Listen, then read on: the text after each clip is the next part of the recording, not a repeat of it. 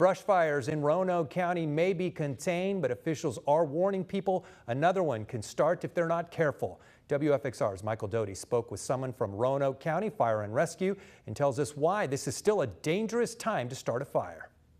Roanoke County Fire and Rescue had a very busy weekend as it worked to contain 2 brush fires. Thanks to its crews and a lot of help from organizations like the Virginia Department of Forestry, both fires are now under control and no homes or businesses were lost. There were no homes damaged in either one of these fires. There were no injuries, there were no displacements, there were no evacuations. I think our folks can be pretty proud of the work they did because of that. A change in the weather, a little rain and a brief break in the wind helped too. But fire conditions figure to be dangerous again as the week goes on, so officials once again beg everyone wherever you live to be extremely careful with any kind of outdoor burning. Please, we want to just implore people, we're in this early spring time where the relative humidities are low, the air is very dry, and the winds pick up.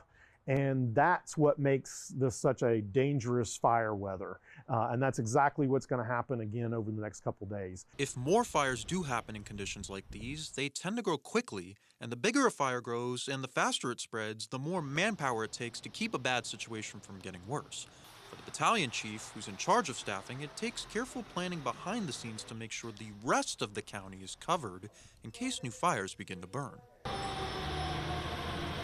We always have a staff administrative person who is on backup, who can then make sure that those other calls are getting answered and that we're not leaving stations unstaffed. Fire departments work closely with one another to make sure someone can fight any fire. Reporting in Roanoke County, Michael Doty, WFXR News.